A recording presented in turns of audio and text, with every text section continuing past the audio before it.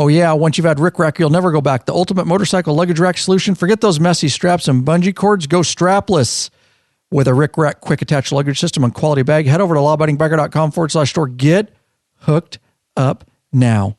And you might want a Rick Rack system, Oscar, for this year's in 2019 law-abiding biker and sworn few motorcycle trip, dude. We have your sure. Yes, I'm up and running. You are. Did we get you a rack? Yes. I did. And a sack. So I told you to go to Rick or something. And a sack. You can't remember. I'm so busy. Sometimes I just have to. But I like to tease you about it. That's good. Did I get you? Did we get you one? Yes. So it's all hooked. So now we just got to film it a little bit. Yes. I want to show it on your bike. Awesome. So Oscar, there you go. We had a bag. Excited. We had a bag for you. We were waiting. I need to get Rick to send you. Yep. Just stellar. Listen to this. Stellar. Hey guys, Aaron Christofferson here, Patron Member. Also a Leo down here in Oregon, just south of you guys, or Oregon for maybe any East Coasters. But had some ideas maybe for some future podcasts that I think would be interesting anyway. Maybe getting some of the other patron members from other states, maybe via video chat or something like that, talking about some of their favorite rides or places to ride in their respective areas. Anyway, I just think that it'd be cool to hear about what other people are experiencing where they are, and would like to know what else is out there. Anyway, thanks for your time, and really appreciate what you guys do, and love what you're doing. Thanks. And we thank you so much for the voicemail. How did he leave that? lawabidingbiker.com/contact. Right on our contact form. Left that from his computer from anywhere in the world for free. And you guys can just use your built-in microphone, and we love the feedback. To answer that question really quick, I think that's a great idea. And this platform's always open. And I've told you guys that as you've seen it develop over the years. We've had lots of patrons on. We have different special guests. I'm always open to those ideas as long as, that it's good content. It's going to serve the audience is my main concern. That sounds like it would definitely serve. So if you guys are interested, if you're a listener and you want to talk about something in your particular area, like we have done about certain rides around this area, we've given you guys like the 3-pass ride and some things like that. If you have some unique things in your area, definitely hit us up. You guys know how, lawabidingbiker.com/contact, leave us a voicemail, whatever. And we'll see if it works into an episode. We can get you on Skype or something like that.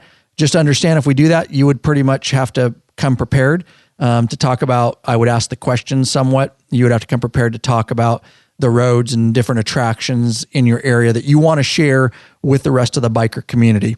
And this is the platform. This is this platform I considered owned by you guys, the members, the patron members. And if somebody wants that kind of information, I think that's very beneficial. In fact, just planning today. Yeah, it was awesome. We were thinking, man, I wish we knew someone here because this looks cool, but you don't know.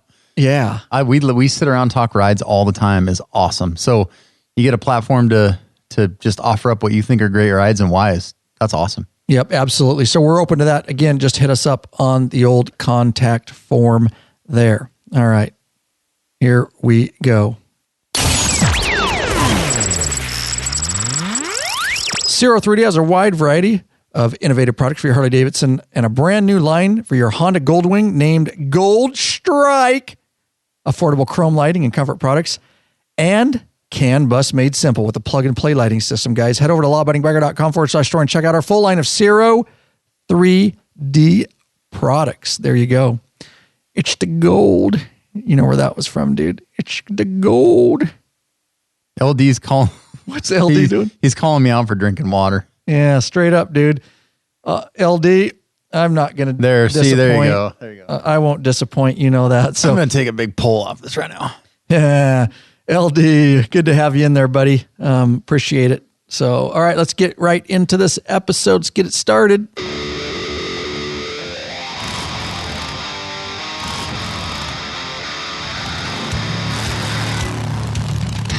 Welcome back, you freaking bikeaholics. This is the podcast for the motorcycle majority. That's right, the Big MM, also known as the 99% large and in charge of the motorcycle scene more than any time in history. I guarantee it. That's right, guys. By listening to this very podcast, by being here live via the video broadcast in the chat, you are part of what we call I have no idea. the Biker Revolution. Oscar's, hey, he's stepping it up a notch. I brought a laptop. I found it on the street earlier, and I thought, hey. He's over here with a laptop chatting it up. Better than it's supposed to. I'm not going to dog him too much, just a little bit. But anyways, he's part of the Biker Revolution over there on his laptop. That's right. Hashtag Biker Revolution. There you go. I've never seen that. We do have just one question for you before we get started. What are you waiting for, Bikeaholics? Mount up. Let us take you. Oh. Finish it. On a wild ass ride. Another wild ass ride. That's right. Oh, rough start. That's right. Ryan Erlacher here, your host of the Law Abiding Biker Podcast, and your I think I'm supposed to remember this one. high-tech redneck. There you go. I said it for you. High-tech redneck. There you go. Oh, God. Oscar in rare form. Hasn't been that long, dude. I know, but I didn't know. I didn't get a chance to practice my script. We were supposed to have it on the wall, with the projector. And oh, speaking of, dude, you didn't tell me. oh, the TV's not on. Just listen to that for a second, folks. Yeah, I'm totally distracted. I got to turn on the. We went in for dinner and the monitor. Oh, it shut off. Yeah, it just blacks out while it comes back. As you get older, it's harder to split your attention. True. And I'm old. True. So thank you, Oscar, for being here. This episode is all about, we're getting started early because we have to. It's all about our 2019 motorcycle road trip that we take lots of different trips, but this is our big one that not only the Sworn Few Motorcycle Club takes, which we're all associated with, it also intermixes with Law Abiding Biker Media. And as you know, since we started Law Abiding Biker Media, maybe 2 years after we started the Patron thing, and the first meetup was a couple guys, and then it was 8, and then 10, and then this year in the Midwest, it was like 20 something. So it's a continuing tradition. And so we like to get the information out early, not only because we want to give you guys a heads up. Everybody's got schedules and whether they can make it, but also that we can call on some help for the Patron meetup part of it. And all that kind of stuff. And we'll give you an idea what it's all going to be about, as specific as we can be. Oscar and I spent the last 4 hours. 6 days, basically. So basically 6 days. A month ago, we did a rough draft. We did a rough draft of kind of what we wanted to do, where we wanted to maybe go, and got some really rough ideas. And then we had planned this. We got together today, 4 hours ago, and we took that rough draft, having a good idea about what we wanted to do, and we just dialed in a ride plan. We had Google Maps up and Ride Planner. I've got another document with days and times and how many gas stops and where we're eating lunches and all the stuff that goes into these ride plans. It'll be like an 8-day one, and I'll give you a little more specific as we get into the episode, but that's what this is about. We're rolling right off that, and so it's fresh in our mind, and we've got all these details, and we're going to talk about it a little bit. We want to hear back from you guys, some chat. Basically, this is still considered a pretty, it's still a little bit rough just because we can change things here and there to a little bit. We can manipulate some things. If something comes up in chat that maybe we should do this, we'll definitely take some notes and look at it.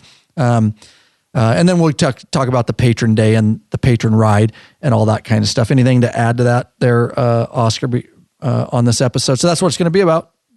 I mean, basically, we did it in 4 hours. I think LD takes like 4 months. And I don't know what it takes so long. Jeez Louise, dude. It was pretty quick, but straight calling Law Dog out. Dude. I did. What's up with that? On the chat too. Yeah. By the way, Rob's got Rob over there has a LD. You guys know him as, has a new little endeavor, but I don't know if he wants me to talk about it. I wasn't going to say a whole bunch other than he's got something exciting in the works. So I'm glad to have him in here in the chat. And Rob's usually our ride planner. He does a lot of the ride planning, and then I get involved too because I have to do the patron part of it. But Rob is usually instrumental in that. The reason is Rob's not sure this year for the first time, I think, or no, it would be the second time because he didn't go to Colorado with John and Sturgis Jeff with me, but he might not be able to go. So this year, Oscar wasn't able to go last year. So some of the guys with families and how much vacation we have, they're kind of alternate. So it is me and Oscar in charge this year solely. So as we go through this episode, if you have anything you need to talk to us about from here on out until the actual patron event and that kind of stuff, you can hit me up. Most definitely admin@lawabidingbiker.com, and I'll forward whatever, if I need to forward something to Justin, but just one email address, admin@lawabidingbiker.com, and we'll get a little bit more involved in that as we go in to this episode. But I see we have, of course, like usual, a lot of patrons in there. Yep. And I definitely want to thank the following patrons for sponsoring this episode. Why don't you do that, Oscar? Gucci Pilot of Woodland, California. Gene Brown of Vail, Arizona. He's a top tier. And Alex Brink of Mebane, North Carolina is also top tier. lawabidingbiker.com/Patreon. That's right. Pledge a certain amount per piece of content. No risk to you because you can put a monthly cap. There are benefits, t-shirts and stickers. You can get access to these live video broadcasts and live chats, up to access also for our top tiers to our premium tutorial videos up on request. So thank you, patrons. It's very important that you guys are in here for this episode. So here we go. This is just going to be an open discussion, and I've got a bunch of stuff up here, Oscar. If we need to refer to this, I'll show you on the monitor. I want to say that I was giving LD crap, but there is a lot to do. You know, if like you jump on your bike by yourself, it's no big deal, or with your spouse or whatever. But for what we're doing, that's a lot. And so I appreciated what LD's, and all gas stops and food stops. Right. There's a lot that goes into it. And we usually don't plan. I'll say this. We usually don't plan. I think we went a little bit more just because I always did that anyways. Rob would put out the days and the miles and hotels, and then I would start looking, and I would make my own notes that I just shared with, I didn't share them with them, they're just myself. Right. And I would look for breweries and attractions, and I would throw in a whole bunch of other stuff that he didn't have. So what we did this year is added it in. I'm going to share this document with all the guys local here that are going on this trip. So they have hotels and phone numbers, and right here, get your interagency pass and all this, and gas stops, how many gas stops a day and what cities we're stopping. It just takes the guesswork out of it a little bit.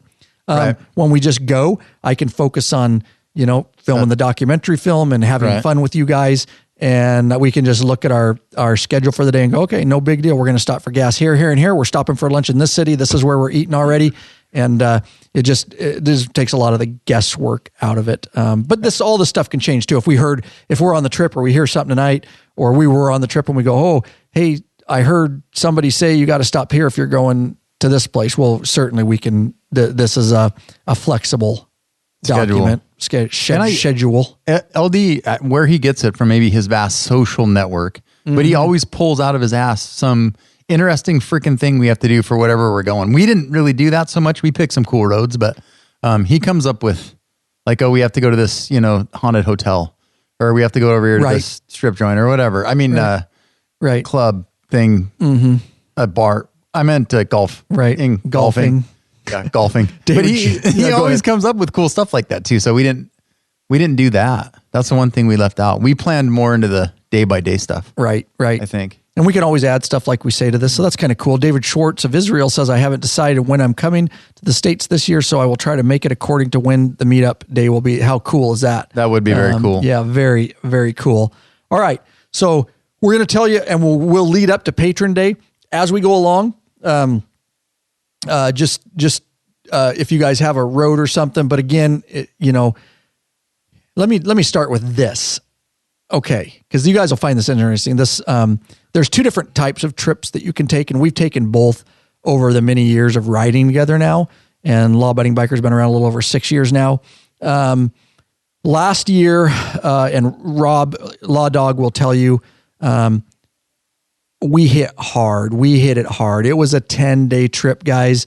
I am in the middle. I'll talk about that. I'm in the middle of, editing. Yeah.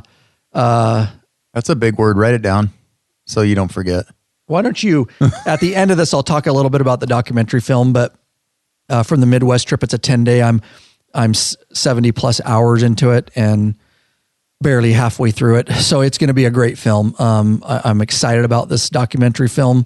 I put my films, I put more effort than this, even to the Canada one. Each year, and you learn new skills. And anyways, We hit it hard last year, and it's clear from going through this documentary, I don't remember a lot of things because we hit it so hard. Long days. It was destination riding. We had so much that we needed to get done. That is what it is. And we knew that going into it. But some of the guys, and it's so, and I don't, necessarily mean that means you're a pussy or anything like that. It could mean that, but some of the guys, thanks Russell. Can't wait to see the documentary. Yeah, I'm excited about this one. It's next level. So, but I'm excited about it. I just push myself too hard sometimes. I think, you get tired. I get too anal something. And I about how I do it and the story I'm telling. And I read anyways. So some of the guys don't want to go on those long trips. Some guys, here would rather, and I'm both ways, and you can tell me, Oscar. Some of the guys are like, I would rather ride less, even though they're still long days. Yeah. We're still not just riding 50 miles to lunch. These are still hundreds of miles a day. But instead of doing the 12, 13 hour days and barely getting in time to drink a beer and shove food down your throat and go to bed so I can be up at 5 to get my drone shots and my time lapse and all that. You're talking that 10-day trip. I was working on 4 hours of sleep a night for 10 days. That is hardcore. There wasn't a lot of there was some scenic riding, but a lot of it was freeway at 107 degrees through Gallup, New Mexico. So there's that type of riding, which is cool. And I wouldn't change that experience for anything. Absolutely. As I go through this documentary film and tell this story, it's amazing. And what a great time I had. But there's this type of trip this year. We really wanted to not do that. We want some of the guys that aren't really into that, that may want, I'm due for a little bit more relaxing trip. I'm due. I'll tell you that right now, because that was a long one. And so going into this, we dumbed down the days. It's only an 8-day. It was hard for a lot of guys to get 10 days off around here. Remember, we're all working full-time Leos for the most part. And so we dumbed it down to, we still got some hella days in here, but we dumbed it down a little bit so that we have more time at the places we visit and we can experience things more. Oh, no. What's up? I think Jackson wants me to sing Amarillo by Morning. Oh, nice, dude. Yeah. He didn't even visit Amarillo. He wasn't even with us this year.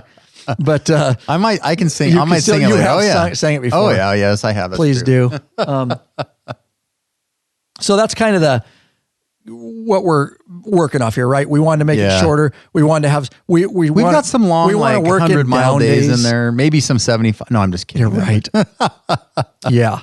Yeah, to a lot of people, this would still be like, holy shit, those are, but for us, it's like, these are actually more reasonable days. One of the things we run into being, when we're retired, that'll change things. But when you're still working, there's only so far you can go in about a week. And so if you only scenic ride, 200 miles a day, you don't really go anywhere. So we cover the state of Washington. And then, but on the other hand, when you destination ride to get away, you lose out on some of the scenic riding. So it's just a little bit of a balance. So yeah, we're looking at like 300 to not quite 500 mile days here and there. And you see, if you do a 450 day and then the next day's 300, you get a little rest instead of just hard pounding, 500 or 600 miles a day. So yeah, I like both. I like, sometimes I can destination ride. Hey, let's go to Minnesota. Right. Exactly. Yeah. And so but some of our guys I'll tell you, there's a few guys that are like, nope, don't want anything to do with that. And so they're obviously, if we do another Midwest trip, they're just like, I'm not going. They don't want to get up at 4 in the morning every morning. They want to sleep in a little bit. They want to maybe stay out till 11:30, and have some drinks. And I get that. And I'm actually looking forward to that.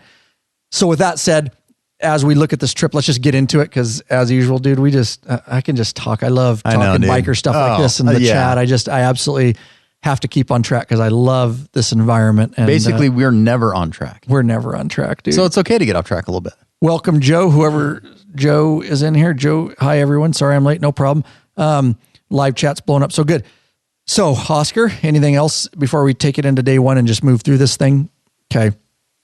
Let me get up this because we will need this.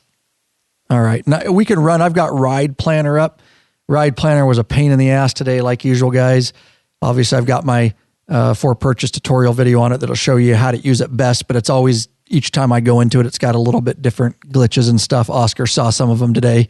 that was kind of frustrating. So, all right. So day 1, 8 days, guys. And I'm not going to give the exact dates yet, like the exact date, but I will tell you it will be mid-June, towards the latter part of June 2019. I will give you the patron day when that comes up. I guess it doesn't matter.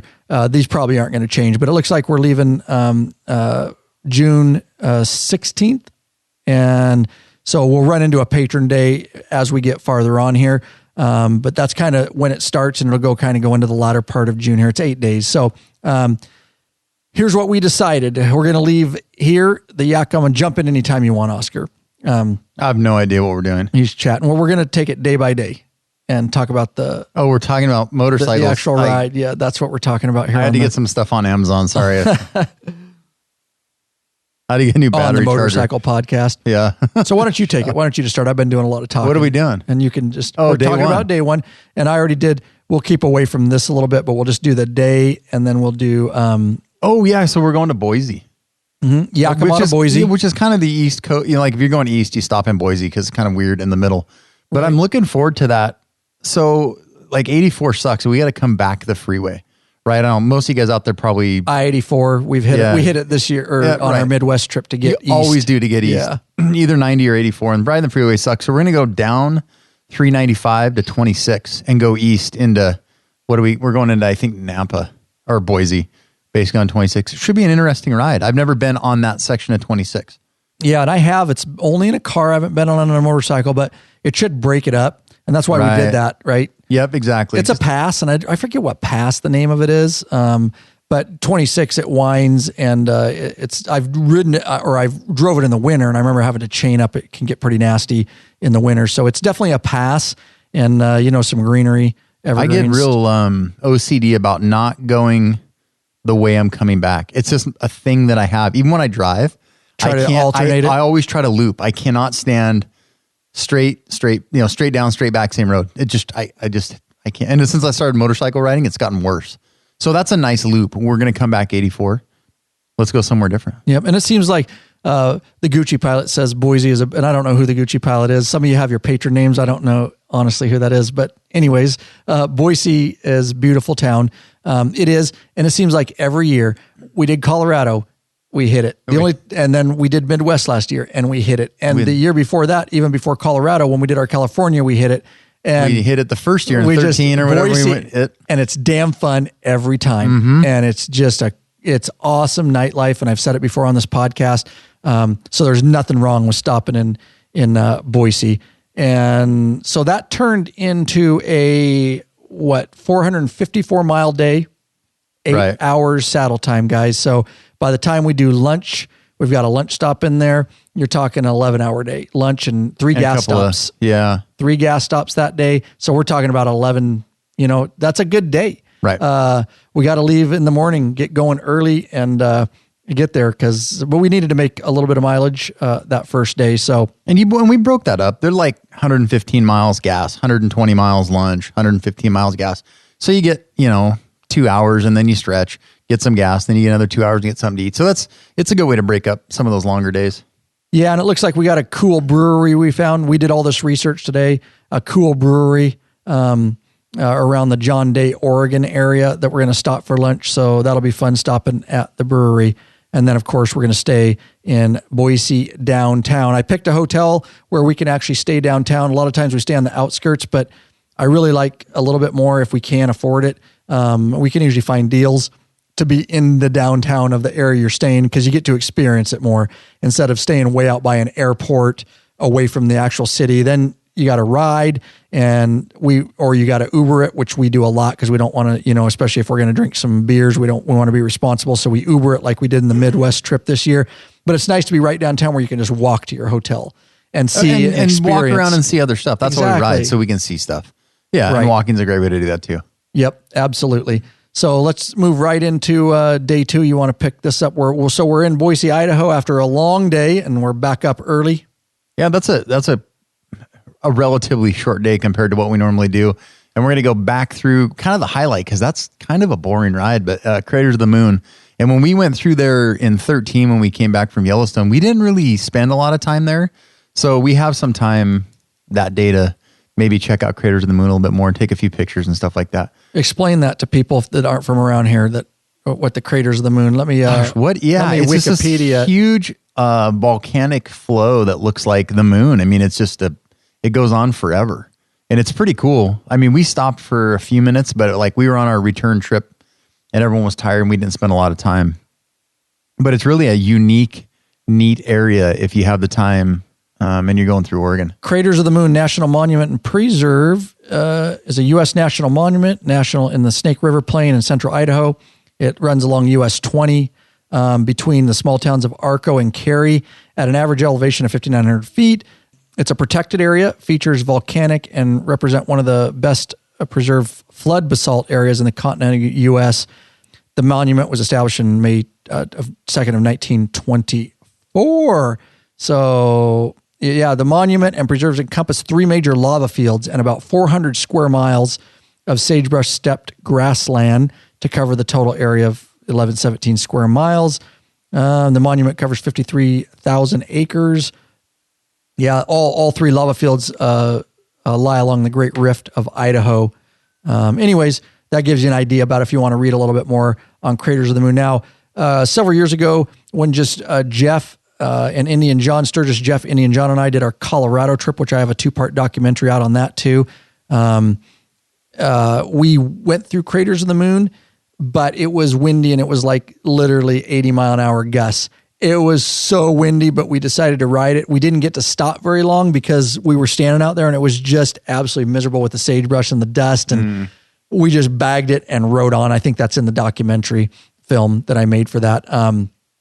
So I'm looking forward to actually seeing a little bit that. And we rode through it another time too, didn't we?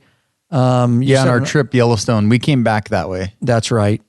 So there you go, Boise to Jackson. You want to talk about this, where we're at on mileage and stuff? Oh yeah, 350, 345. That's not a bad day. That's like a stop. We might. When I see 345, I'm like, that's such a short day. It is. It's still a short 6 hours saddle time. It's still a 9-hour day.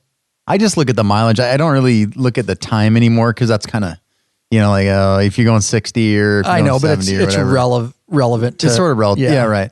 But 345 miles is a nice day. I mean, that gives us a little time to see stuff, and if we pick it up or if we ride a little slower or whatever, it'll be good. I'm looking forward to Pickles' place in Arco, Idaho. Yeah, so we're going to stop for a lunch stop in Arco, Idaho at Pickles' place. Some of these little towns we found, there wasn't hardly shit to pick. There wasn't shit out there. There wasn't shit to pick in Arco.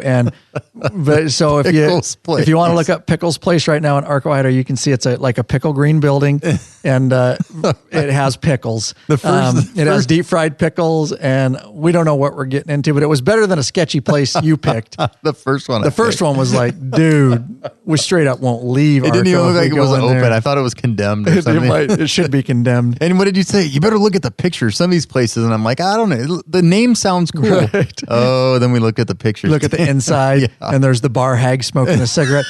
When who puts that on their website? Who puts that on their Google, like your business? There's some bar hag in there just smoking a cig, just sucking down a dart, and I'm like, that's not really pleasing to the eye. That I want to go in there and eat actually food out of a place like that. But you know what? Let's face it, we've all been in one of those. We've been in a few, especially traveling. That's why we're doing a little bit better research this trip, so we don't end up in. It's always nice. I like to look for, and I'm sure some of you guys are out there the same. I love beer. I like to try new beers. I'm really into IPAs, and so the first thing I do today when I'm planning this trip is the city and breweries, because there's a lot of cool breweries, and they're in our documentary films. Right. Just stuff we stumbled across. Mm-hmm.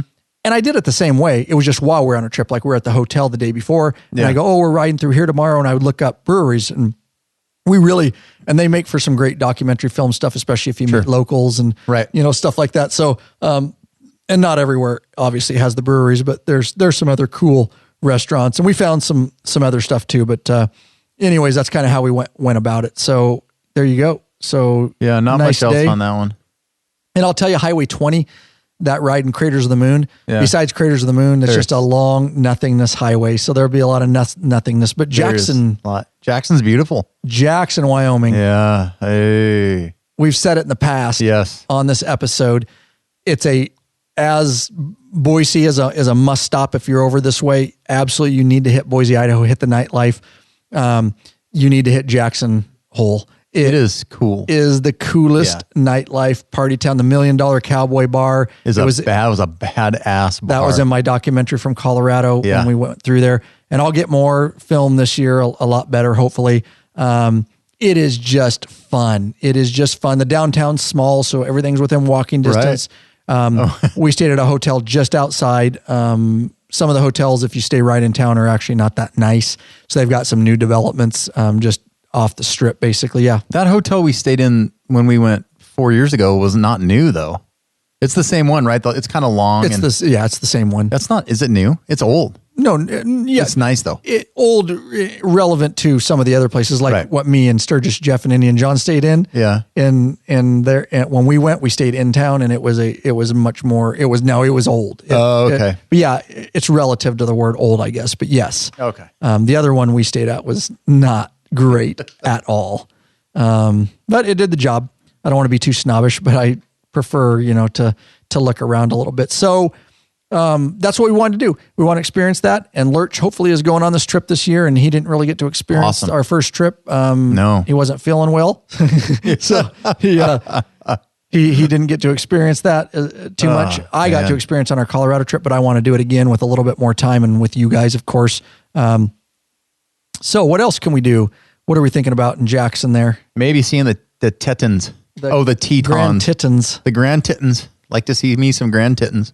Cost money to see the Tetons, but the Grand Tetons. And when we went, 4 years ago, we rode through, but we didn't really because we came in from the north. Yes, from Yellowstone. From Yellowstone. We didn't spend a lot of time there. We just rode. Hey, they're beautiful. And it was kind of getting dark. It was dusk, so it was beautiful. Yeah, it really was. But you didn't. I mean, it'd be cool to spend an hour there or something. It would. So we've got two choices because that's a short day going in. We might get to spend some time that evening. It's only a 7-minute ride, 7 miles to the north. 7 miles, yeah. It's quick. 7 miles to the north. And there's the Grand Tetons National Park there. You can just see the scenery, pictures, stuff like that. But Darren, the Gucci pilot says the gondola runs to the top of the Tetons during the summer. Like, that'd be kind of cool. I got to write that down. Yeah. Thanks. Let me make a note of that. So the gondola runs to, what did he say? Read that again. The gondola runs to the top of the Tetons during the summer. How long a gondola ride is that there, Gucci pilot, if you know? I didn't know about that. Gondola runs to the top of the Tetons in summer. I'll put that in there. We got to check that shit out, dude. Yeah, because if it's not a big deal and we get up early enough. Look that up. Look up gondola. But you're asking me to do quite a bit here. Let's see. I'm trying to right over here. Gondola. Anybody else in the chat? You guys live? Anybody else done that gondola? Let us know what you thought. I'm curious. Gondola Jackson Hole Resort. I've been in Jackson Hole so many times, but I didn't know about this gondola. That's what I mean. Didn't either. We got time to spend here this time. Yeah, right. So the bridge or gondola offers lots of opportunities for activities and dining from its location. Dining, dude, from 9,095 feet. That would be badass. You can hike the Wildflower Trail, top of the gondola, enjoy lunch afternoon on the deck. Dude, okay, that's a good one there, Gucci pilot. No matter what you are looking for, okay, Pisty, I don't know, opens all day. We'll have to look into this more. Daily from 5 to 9, June 15th to September 15th. Be the name of the restaurant. Yeah, open daily. Okay, the restaurant. Free evening bridger. So it just depends what time we get in there.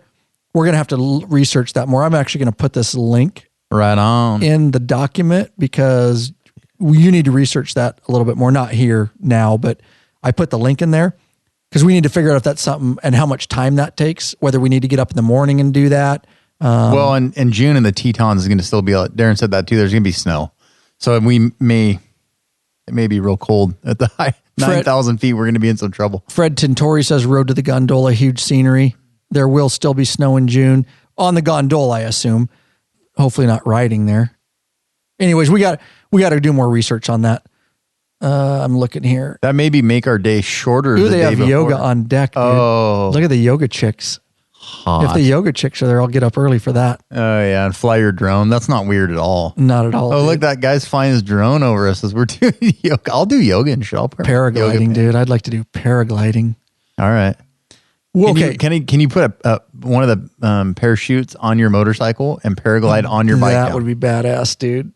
We got to look into that more. But thanks for bringing that up. And in the interest of keeping going here, so Jackson Hole, I'm going to put this actually in red so that it stands out to me on this document, because I would definitely like to look into that. Yeah, so that'd be badass. So we've got a little time in the evening if we want to do stuff. Again, we're going to get in, it just depends what time we get in, and then we can get up early in the morning, because why don't you roll into day 3? And this is not a huge day either. So we've got time, we've got flex time on the back end of getting into Jackson and on the early end of leaving the next morning. So this was my favorite part. I like ride planning because I like looking at a map and just looking at all the various roads and the terrain and stuff. And so we came up with this. Because when you plug stuff into that, what's that freaking thing called? Oh, GPS. It basically takes you the direct route. And so this was going to take us straight down I-15, right? And bikers hate freeways, or at least most of the time.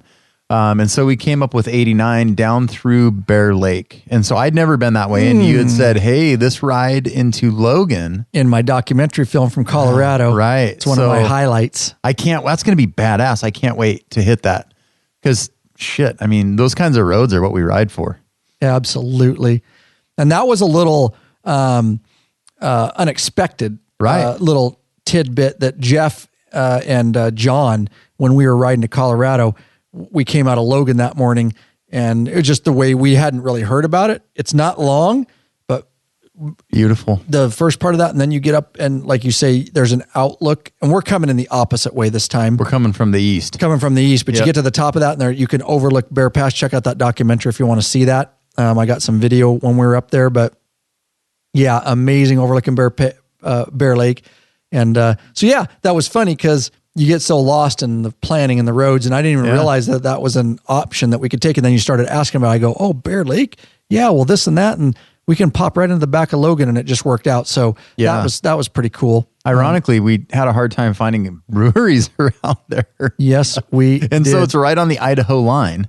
And so we were looking up this restaurant, which is in Idaho, but when you look at it on the map, it looks like it's in Utah. So we Google the Utah address, it won't come up, but it shows it's in Idaho because in Idaho, but it's like a second from the Utah line. Yeah, I forget the lines there on Bear Lake. It splits it. So that's cool. That's the fun part of ride planning, is finding something random. Like, hey, I don't know how many times I've been somewhere and thought, I'm not taking this straight route back.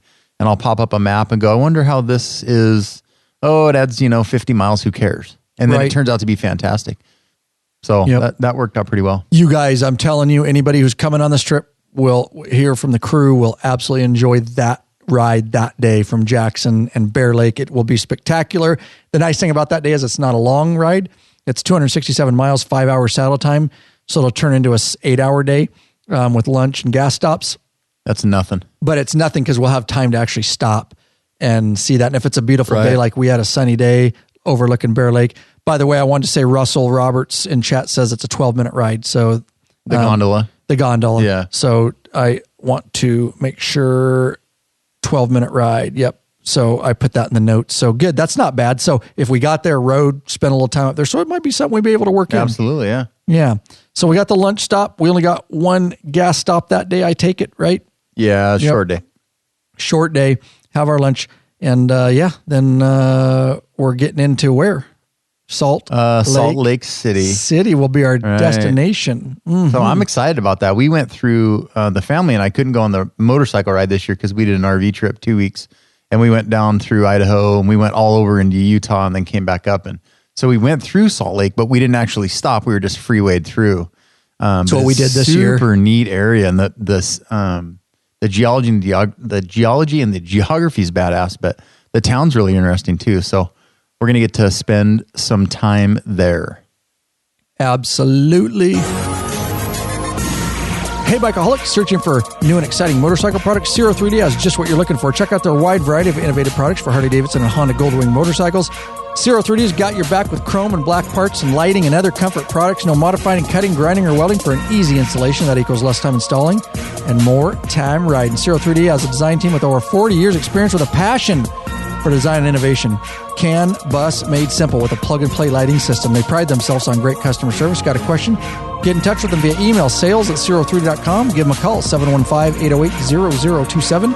Check out your local Harley or Honda dealership and ask for those Zero or Gold Strike parts. A new leader has emerged, so check out Zero3D's custom line of Gold Strike products for Honda Gold Wings. Help support us. Head over to lawabuddybiker.com/store. Check out our full line of Zero3D products. That is right. So, yeah, and so that's the deal with Salt Lake City is I have flown into it as a layover and flew out of it. I have ridden around it. I've ridden through it, around it, but I have never got to stop and actually get to experience. So I'm a little bit excited about that. I'm actually very excited about that we'll get to spend just a little bit of time in there. So, dude, here we go. You ready? Sure. I don't know what we're doing. Why are those very interesting?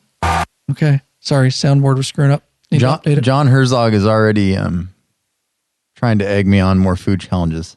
Oh. Yeah, and Ryan's been doing that already, and I'm going on a diet, and so I can't do it. Because the last thing we did on this planning, and I was going to talk about it at the end, is I already have a list, and I know one place I think, and I'll talk about it at the end if we have time. Remind me. I have it on my notes here. Of course, I have that baked in, because this year, one of the funniest parts of the Midwest documentary that I'm working on in edit right now is the steak challenge at the Big Texan in Amarillo, Texas with Scooter. You guys, it is one of the funniest things that I've put together. It's just it's only a slice of this 10-day trip documentary, but yeah, we've got a couple guys, and it's fun to get them involved in eating challenges. So yes, Oscar bad choices. Was already just shaking his head at me. I was. He was trying to work on stuff. I'm like, dude, here's this eating challenge. I kept putting it up on the screen, dude, and he's just looking like, really? But damn right we will. Dang right we will. We got to do that. We got to figure something out. So I'll talk about that if we have time. So here we go. Here it is, guys. The drum roll. What was that? You need to work on your. That was a letdown. All right. Make it stop. The drum roll. This is the Patron Meetup day. All right, guys. It is going to be. Let me start off with this. Everyone's like, oh, what is it? All right. So the Patron Meetup day, if you're new, because this is going to go out in regular podcast format, you have to be a mid-level patron. So you have to be a mid-level patron, which means you pledge $3 per piece of content with a monthly maximum of no less than $12. So unfortunately, it can't just be the $1 level, the entry level. It's got to be mid-level. Of course, it can be higher than that, but it at least has to be that mid-level. All the details are on the Patron, on our Patron page, lawabuddybiker.com/Patreon, Patreon. So as long as you're at that mid-level or above, you'll get you'll be able to attend if you are in the area, and it's going to be. And we'll tell you a little bit more detail. You need to email us, and we need to get a list going and stuff like that. A lot of you have been involved in the past, but it will be Wednesday, June 19th. It will be in and around the Salt Lake City area. We don't give any more details than that until we narrow it down. And as we develop this day more, I'll get you guys and we'll verify the patron membership, and we'll get you on a list that you're going to attend. And then we put out more details as we learn more about where the ride's going to be, and maybe where the meetup location is going to be, and where we're going to eat and chill and visit and all those. I just can't give you a lot more than that because we don't have it yet. Which is why Oscar and I are here today, right? Reaching out, because the last couple of years, the guys in Canada, awesome hospitality, unbelievable up there, planned a ride. And then, had a John Patton's house there, a place to do it, and all those details, and I'll work very closely with you. This year we did it in the Midwest. The guys over there, unbelievable. The hospitality that they showed us over there, Rick Bernstein, the crew over there, set up a ride, had it all be in the documentary film that I'm editing, had a gun club set aside and cooked for us. And so we are asking for, it's the one thing we don't have is if you're a patron member, and you are interested in doing that and taking that on, of course, we will help with expenses. We help with not all the expenses. The Midwest crew was amazing. They still picked up a lot of that bill, but I sent them money. I have no problem. It's our event. So we just appreciate that. So don't worry about that by signing up that you're going to have to eat this bill. Okay. We'll pay for the food and everything, but we'll need somebody to email us. If there's anybody on here right now that's from that area, I can't look y'all up right now, and it's something you want to do, let us know right here live on this episode. If you're listening later or there's nobody here that steps up that's from that area, then please email us immediately at admin@lawabidingbiker.com and just label it Patron 2019 want to help. And I can get in direct contact with you and we can start working out a day ride and stuff like that. Me and Oscar talked about this a little bit. If we don't, and it's eventually going to happen, I think, is that maybe we don't have somebody that's going to step up or we don't have a person that has those days off that can help. It's going to eventually happen. Then me and Oscar will have to develop a ride around there and probably have to rent a place, or something like that. But we'll leave it at that right now and let me know the sooner the better. Again, Wednesday, June 19th will be the Patron Meetup. Like usual, everybody, we will meet up in the morning at some time. We will go. The other thing I want to say about the Patron Day Ride, it doesn't have to be something just unbelievable. There's just going to be different rides depending on your area. It needs to be a fairly short ride. The Midwest guys did it really good. The Canada guys did it good. What do you say, Oscar, on that 120 miles max or 150, 2.5 hours? It depends on the size. I mean, if we had a huge group, shorter, small group, a little bit longer, but yeah, somewhere in the 100-mile range is pretty good. We want to get started about, 9:30. I think kickstands were up here in Papillion, Nebraska this year. And then we want to be done by, 2-ish, 3-ish, back to, we want to get started with the meetup. We meet in the morning real quick for a half hour in a parking lot somewhere, which will to be determined. Then kickstands up. We do the ride. We usually stop maybe once real quick. And then we want to be done by 3 because we want to meet back at the place where we're going to eat and visit because we, like this year in Midwest, and I don't mean any offense by it, I'm just throwing it out there early. I did it last year too, is we can't go all night. We want to be done by 6:30. Because remember, we still have a lot of riding to do and the rest of the sworn few, the sworn few motorcycle club has been really good. The guys about giving me and Law Abiding Biker Media, a lot of them are involved with that one patron day, and that's the patron day. And we dedicate it to the patrons, but we also can't go till midnight, 11 at night, because we got to get up and ride the next morning. We still got, whether we go to a laundromat, we got laundry, whatever. So it'll be done. So just keep that in mind if you're going to be planning it and it's something you're looking at. It doesn't have to be the most spectacular ride. Just take us on a ride somewhere. It's cool. It's really more about being together and riding and me getting to meet the patrons and the guys getting to meet patrons and vice versa. And then spending that time together, eating and visiting and shaking hands and bro hugs and all that kind of stuff.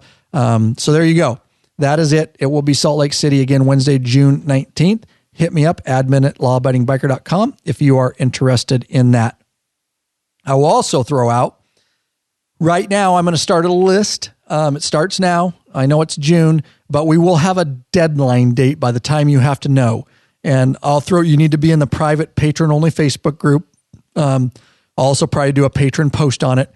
I will give you a hard date. Do we need to do that now? Should we have a hard date on that? When they should RSVP by? No, I don't think so. We need to give it now. So we'll give it a little time. We'll give it a little time, but we will be saying that in upcoming podcasts and stuff like that. We need so the sooner you can figure it out, the better. But at any rate, when you have decided that you are going to attend, you need to email me at admin@lawabidingbiker.com. And I'll also put something out on the Facebook page. You can do a event.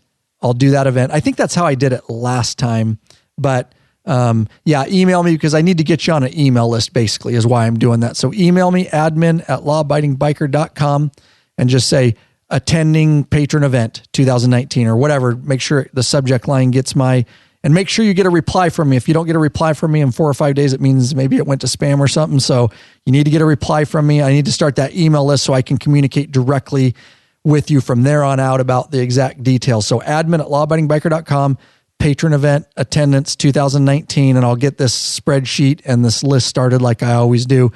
So there you go. And I will look forward to it. I look forward to it. Yeah, it's awesome. Canada, that was such a neat group. I mean, I missed the one last year, but what an awesome deal. And it's cool, we're on live chat or whatever. I don't always have a face to a name, but to be able to do that was awesome. Yeah, it was. Always is a good time, and they just keep growing. So we'll see. We were looking around, me and Oscar, just at some rides, and just in case we end up having to plan it, and we saw some stuff that might make sense. But a couple of them, those rides need a knobby tire. So I don't know if we're going to do those or not. Yeah, we might have to stay on the paved only roads. But yeah, we kind of got off track there a little bit. But so I'm just looking at chat here. They're talking about our Iron Butt episode. So very cool, guys. All right. Do you want to roll us in so we're done with the patron event. We're done. Like I say, guys, 6:30, we're going back to our hotel, do what we need to do, get some sleep, clean up film gear, all that kind of stuff. And then and the other caveat I will say, guys, too, is, and me and Rob and Law Dog talked about it last year. I already mentioned a little bit. It's a tough deal because it's not a tough deal. We just have to follow rules.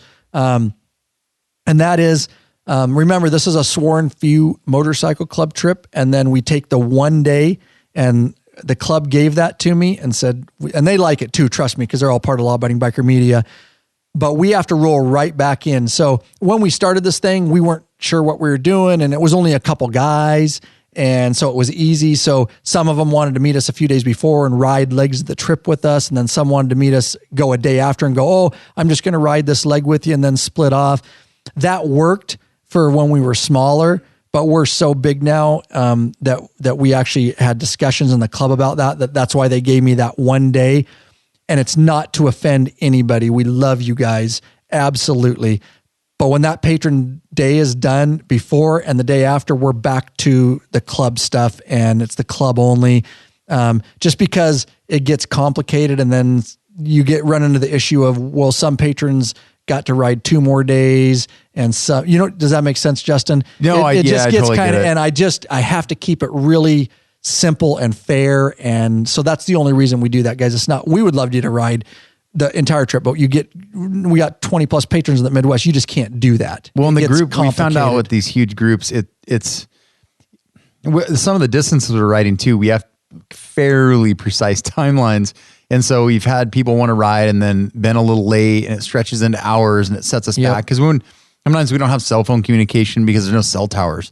And so we're like, hey, we're supposed to meet these guys here. We're supposed to meet these people here. And then they can't, that stuff happens. Yep. But then we've got a whole group, and because, we're planned out for 8 days, and the ride plan sets us at certain times, it gets complicated. And the bigger the group gets complicated. It does. And so an 8-day ride becomes kind of a disaster with too many people. Yep. So, and we stopped taking a lot of just random, but hey, can I go on your guys' summer trip? We whittled that way down too. We did. That was non-patrons. There were some people around here that we just friends that ride, that wanted to go, and we whittled that down a lot too, because the groups were getting too big. Yep. And so we keep it a little more homogenous. And then this way we have a full day dedicated to it. So we don't have to hey, I'd love to sit and chat, but we got to be on the road. Yeah. Right. We got the whole day to do whatever we want. So I think it's a good compromise, and it's pretty cool.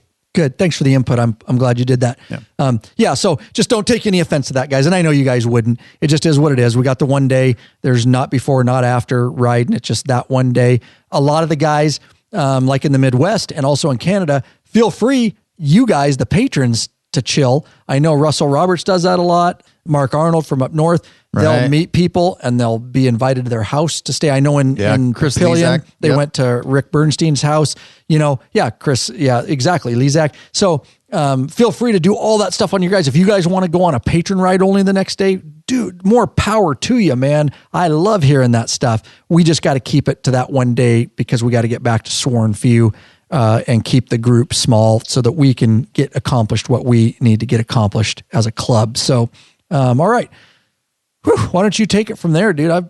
You take it from there. This will be the day after we're heading out. Mm-hmm. Oh yeah. What do we do? Shit, I really have a hard time multitasking. Clearly, you're as bad, if not worse, than Law Dog.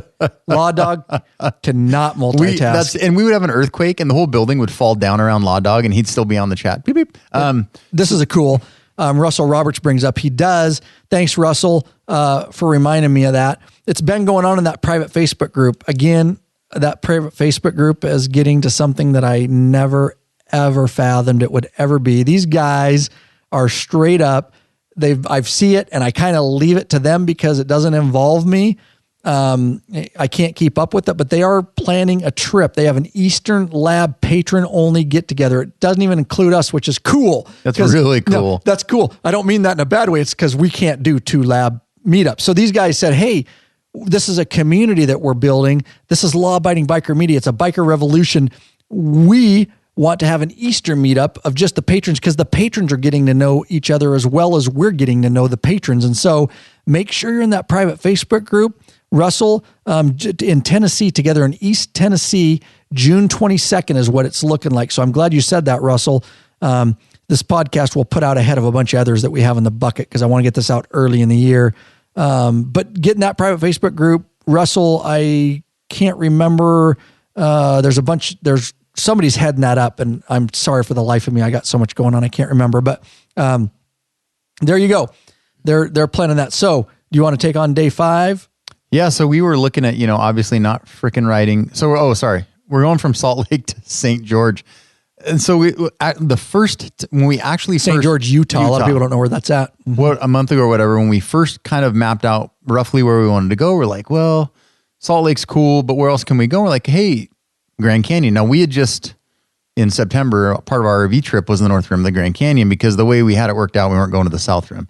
And so I said, hey, we could go to the North Rim. So we looked at St. George and we're like, that's a pretty good jump off place because it's a nice ride in and a nice ride out.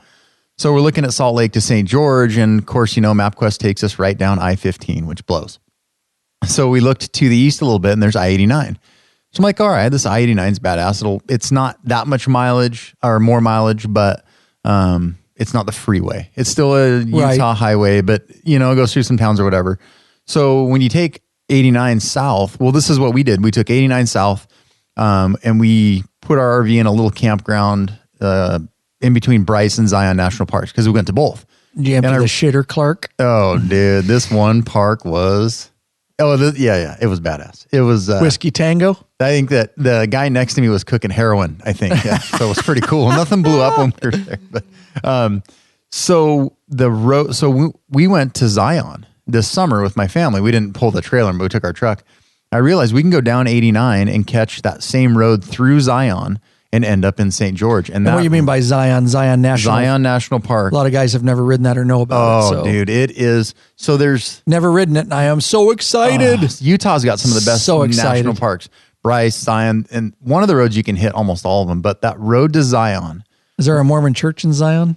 Probably. Right no, on top of the mountain? It's there. All the Mormons named all the peaks. I'm not kidding you. And so the visitor center's got the 3 peaks. It's badass. And we love Mormons. We're just teasing. We got to make the Mormon jokes. It's Utah. True. Come on. I got lots of Mormon friends. Okay. Ironically enough, don't take it personal. All those little towns are shut down on Sundays. Yeah. Like it's a ghost town. It's kind of... That's cool. It's different. It is I wish they would do that around here. It would be nice. Mormon or not Mormon. Yeah. That's cool. So we're going to ride. So the highlight of that trip, while 89, we actually extended our time down 15. So we could make up a little, like an hour.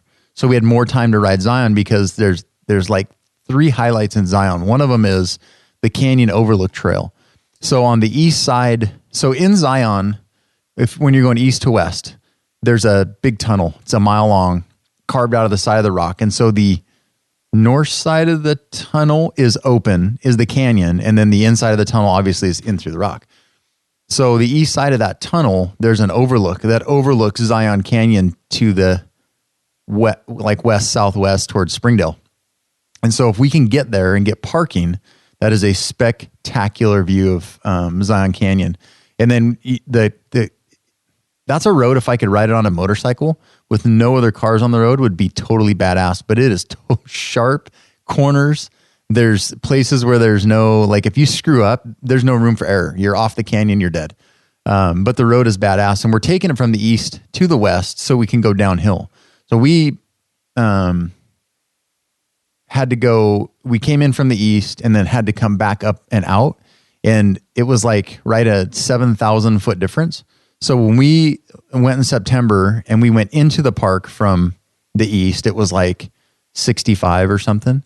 When we got down to the visitor center at the bottom, it was like 102 because of the elevation difference. And so I was like, man, coming from the west to the east, going uphill on those bikes is going to be pretty hard because sometimes you're stuck in traffic and moving 10 feet. Right. So the way we planned it's perfect because it's all downhill. Should be easy on the bikes. The heat won't be that big of a deal, and there's turnouts everywhere, which is a lot easier to get to on the downhill than is the uphill. So that is going to be probably one of the highlights of the trip. That will probably be one of the highlights of the trip. Oscar here has been talking this up this afternoon. I can't wait. As we've been planning. Just looking at it, when you look at Ride Planner and you scroll out and you see that it's so fat with roads that it, look at this, Oscar. Yeah. It looks like lightning bolts. Like, because you're zoomed out a little bit, it can't show you all the switchbacks. Yeah. And so it's just these bolts and these sharp points. It looks like a lightning bolt on Ride Planner until you scroll in and you realize the reason it looks like that is because there's so many turns going through Zion National. It's Zion National Park, right? Yep. That there's so many curvies and loops and switchbacks. And Oscar said too, that a lot of this, Oscar, they're like drop-offs, like when we rode the $1 Million Highway. Like it's just, we rode that this year and it'll be in the documentary. Yep. So I'm just looking at it on the map. I can't wait. From what you've told me, I can't wait. That is going to be just awesome. Freaking awesome. Yep. That is going to be an awesome ride. And that was something that we weren't planning on doing at first until we started getting into the ride plan and we realized that we could make it happen. I basically put myself in LD's spirit. I let it settle over me and I looked at the map and I thought, I got my What Would LD Do bracelet out and I set it by me and I looked at the map and I that's dumb. That's gay. That's a bunch of bullshit. I'll just do the law dog for you. Yeah. I just tried to give you some love, Robert. So Zion should be freaking awesome, dude. And that turns into, anybody out there in the chat, any of you guys rode that Zion road we're talking about? Let me know in the chat. I'm curious and give me your thoughts real quick. Russell Roberts, oh boy, that is gay. That's just, if you want to act like, talk like LD, that's all you have to do. Shut up. Okay, that's gay. That's gay. All right. That turns into a fairly short day from us. So Salt Lake City to George, St. George, Utah, 355 miles, 6 hours, 15. So that'll be 9.5 hour day by the time we're done. And we stop for lunch. And if we stop at, the lookout point, like you talked about, we got to hike in a half mile. It's a grueling half mile. A grueling half mile. Might be for some of these guys. I should be fine. But I think we'll be okay. Why don't you talk about this? Because we need the guys to know, and maybe some of the other listeners out there aren't aware of the interagency pass. This is new to me. So tell me what this is about that you're going to need to get into these parks. We got this year when we went, but you can buy like if you go into the national parks now, because motorcycles to go through the national parks like Yellowstone or Grand Tetons, $25 for a freaking motorcycle. It's like $35 for a car. Did we pay that when we went through Yellowstone? Yeah, we did, but it was less. It was less. Like, I think it was like $15 or something for a bike. I do remember paying now. You're right. And Glacier National Park we paid for too. That's right. Yes, every single time. So when we went this fall, I'm like, we're going to go at least through 3 or 4 national parks. And then we also go to Mount Rainier. I took the kids to Mount Rainier twice. So the interagency pass allows you to go onto BLM. It's federal. BLM, permit. Forest Service, and any national park. So you just have this card. You pay $80, and then so I bought it, and then I took the kids to Mount Rainier National Park, which was going to be $30 to get in, and then we went and hiked. Did you have to buy a pass for each person? No, it's for your car. Thank you. It's for me, and then whoever's in the car with you is included. So get your interagency pass. It's $80, and that goes for, I'm making notes, BLM land? BLM, Forest Service, and National Park. Okay. That's so good to know. I think that'll help a lot of bikers out there, and Forest Service and national parks. Okay, and so, yeah, and I bought it, and then I was like, I don't know how this thing's going to work, but it was awesome because I just kept it in my wallet, and every time we went in and out, like at the bottom of Zion, you walk in. You have to park in the little city, and then you walk back and forth, but who cares? You don't carry the paper ticket around. Do you scan it, or do they just look at it? I don't remember. He just looked at it. He looked at my ID and looked at it, and as long as I was with, I can't remember the stipulations if you walk in, but in a car, it's your car. Everyone that's with you. And so on your bike, it's everyone that's with you on the bike. So we could just get one and you could ride 2 up with me. That's what I was hoping. And then it's only $40 each. That would be nice to split that. Dude. Oh, right. That would be sweet. Anything to save $1, man. We're cheap. Didn't you just say something that was gay? It is. Yeah, exactly. We cannot ride on the same bike. We're cheap. If 2 dudes were to ride on the same bike, like to say from, somewhere in South Dakota, somewhere in Sturgis, that would be really gay. That would be weird. Be very, very. Yeah, that would be awkward. They didn't ride very far. Get the if you guys are into hiking and stuff, or you love riding the national parks, Gary Jackson asks, can the interagency pass be obtained online? Yes, I think it can. How'd you get yours? I actually went to the Forest Service here and bought it. Gotcha. I would imagine, Gary, let us know if anybody looks that up right now. If you see a link, post it in here or something. I'll approve it. You'll get locked out for a second, but I'll approve it if you put a link in there to that. Yeah, so cool. So interagency pass, I got to get hooked up with that. Sounds like a good deal. Just makes it easier, huh? Yes. Than having to get cash out and all that. And we're going to 3 different places where we'll need it. At least 3, like that, right? 3 different places. So if you're talking about $25 a piece, you're already at $75, and the ease of just being ready to do it. Is it a 1-year permit? Yeah. Okay, so yeah. And I'm going to go. I'll go to Rainier at least twice again this year. Oh, see Rainier. Yeah, I forgot about that. It'll save me right out our back door. Right, exactly. Yeah, good to know, dude. That's good that they did that and trying to make it easier for people that to know how much what each park charges to get in and all that kind of stuff. So, okay, now we're going to get right in here too. Very briefly, is one of the main things that we're trying to accomplish this trip, basically. And but we got to do this right frickin' now, Oscar. I don't know. What am I doing? Mm-hmm. You're doing nothing. You sit there and look pretty. Yeah, it is what I do. Unless you want to try it, dude. No. Okay. It's completely up to you. Because he is up and running with his Rick Wreck, just like we talked about at the beginning. I got my Rick Wreck. I'm telling you guys, not just because we sell them, they are amazing. And I'm so glad we sell their stuff in the store now. Are you searching for the easiest and quickest detachable luggage system for your motorcycle? Rick Wreck has just what you're looking for. Forget all those frustrating straps and bungee cords that can come loose and slap your paint. Check out one of Rick Rack's awesome quick attach strapless luggage rack systems. This father's team designed something very special that you can't find anywhere else. Yep, and these guys ride, so they truly understand the needs of bikers. The Rick Rack quick attach system is strong, durable, secure with a lockable system. Also, check out their full line of quality touring bags to accompany your Rick Rack quick detach system. Once you use Rick Rack, you'll never go back. What are you waiting for, bikeaholics? Head over to lawbuddybiker.com/store. Check out our full line of Rick Rack systems and bags. There you go. Love mine. Have it off in less than 10 seconds. Time is money. Money is time when I'm long days and filming my documentary films, and I got film gear and a big film gear backpack, and then I got all my oops.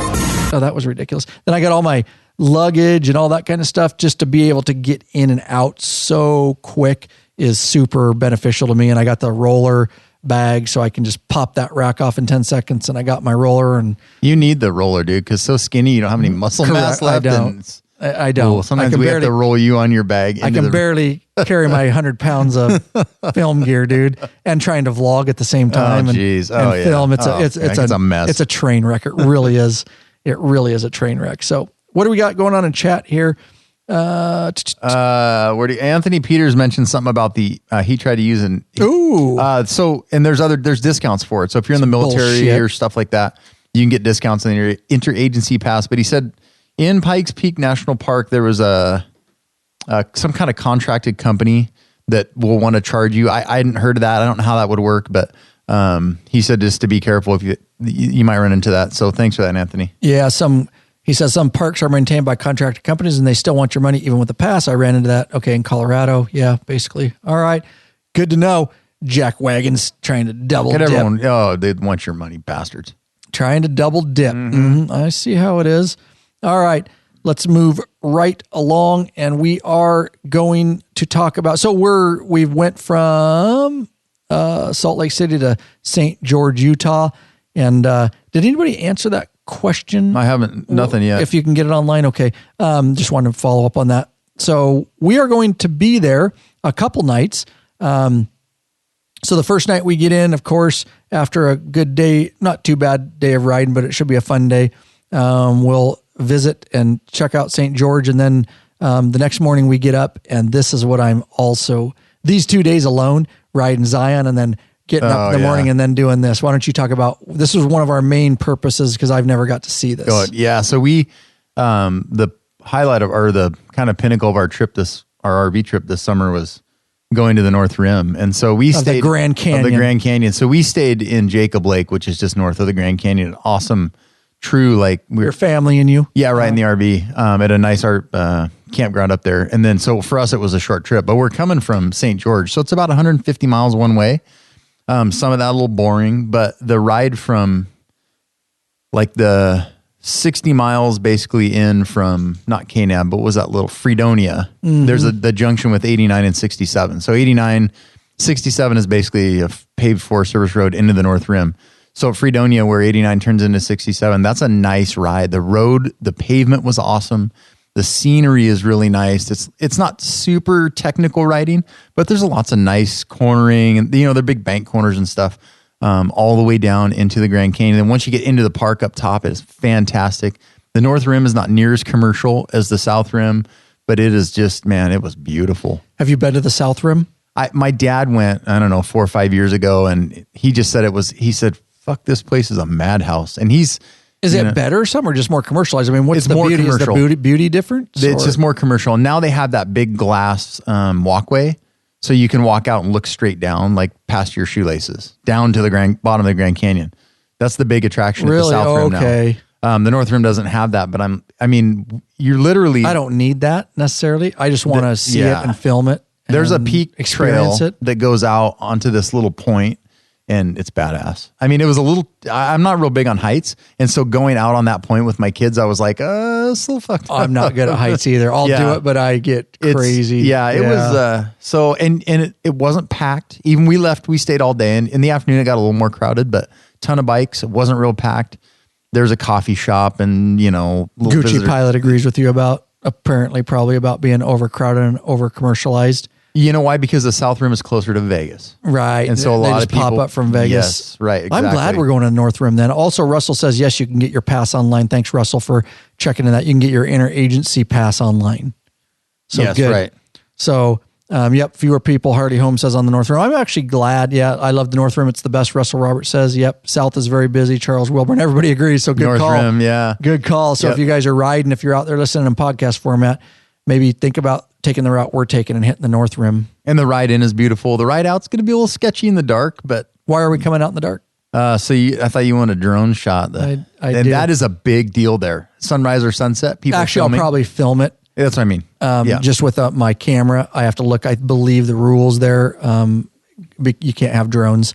So I'm probably just going to be able to do some film on my regular camera and some time lapse, some motion lapse. Yep. I'm looking forward to that. So a little sketchy on the ride out. We'll have to be careful. Yeah. So that's why we're riding out in the dark, is they want to give me an opportunity to, be real. From the Cali crew, when he was riding with us, didn't he talk about that? He goes, you have to see the sunset. He goes, you have to be there at the sunset. Right. Like it's a big deal. Right. Like, the way he explained it, it seems like it should be dark, but it's light because it's reflecting off the canyon, and it does something weird at sunset. If you guys know, we're way above. I don't know if you want to get down in there. That's going to be a different story. That's a fucking hike. I'm going to rappel down in there. Okay, that's cool. We'll throw you right off the edge, buddy.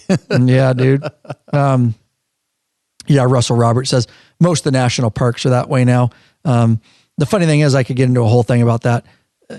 A lot of them, they don't control the airspace, the national parks. It's kind of a complicated mess right now. Legally, I follow it close. They don't control the airspace. Only the FAA controls the airspace. So all they can tell you is that you can't take off or land in there.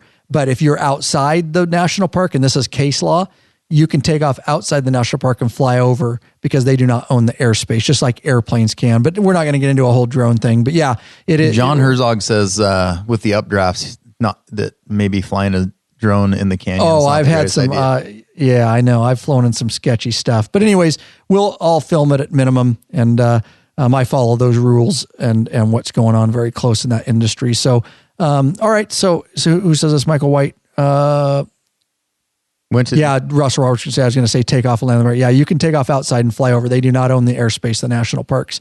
Everybody's getting a little bit stupid about drones and trying to make their own rules. And yet a helicopter flies over that's super loud and they have no problem with that. Don't get me started on my drone stuff. Just retarded. People look at the helicopter. It's rattling your windows and shit. Nobody cares. But that thing crashes, it's going to kill thousands of people. Right. If a drone crashes, it might scuff somebody. Yeah. So it's just fucking retarded. Stupid. It's retarded right now with drone stuff. I follow it closely. But anyways, North Rim. So super excited about that. Hopefully get some good videography, and I just want to experience it. That's I'm with you, it's on my bucket list. It's on one of my bucket list things. So I can't wait. I'd go back. I'm 46 years old. I don't live that far away, and I've never been to the Grand Canyon. You are old as dirt, bro. I know. I didn't know that. Wow. Just turned in November 28th. Dang. Happy birthday, old guy.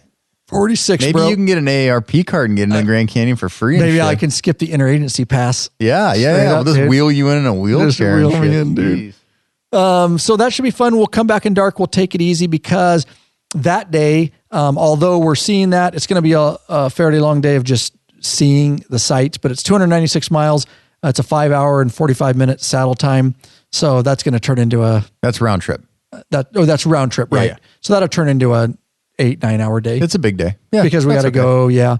2 gas stops. And apparently we're going to eat lunch at the Grand Canyon area at the North Rim. We were talking about this. Yeah. Right. There is food there and stuff. If you guys know, but it sounds like Oscar knows. Yeah. And the gas stop there at Jacob Lake, there was a little restaurant stuff there too. So we can always stop there. There's shit all over, basically. All right. Good. I'm just reading the comments to see. Fred Tintori says he's 71 and still in that a boy, Fred. That's right. And still put miles with smiles on his road glide. Nice.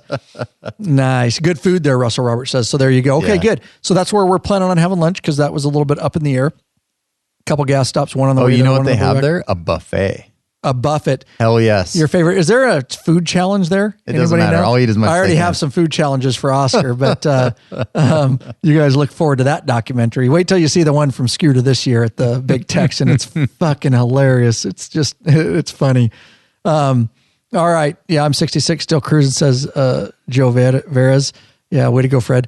Cool. So we go back into St. George that night. So this is our second night in St. George, Utah, right? Right. Okay. Pick it up and then with day 7, bro. Then the trip home, which sucks. The trip, the start of the trip home always sucks.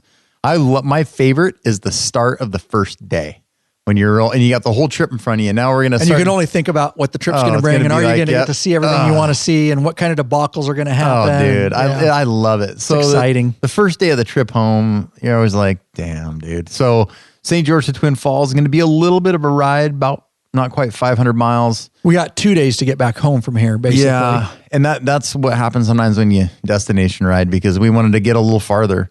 And getting to St. George is worth every penny for a couple of long days home. So St. George to Twin Falls, basically up 93. It's kind of boring. There's some mountains and stuff in there, but there's really not a whole lot there. So we found it just makes me appreciate what LD does for us every year because I'm like, hey, we got this far. We didn't think about gas stops. Some of these, legs, we didn't think about gas stops. So we went back and I was looking for gas stops and we found Pioche. It's either Pioche or Pioche. Pioche. That's Nevada. a word to say Pioche. Pioche. Pinoche.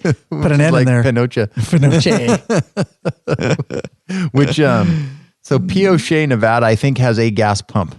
It looked like that station had one gas pump. Did you really zoom in on Google? No, but it said gas. Okay, all right. It just said gas. Yeah, it just said gas pump. We have the gasse.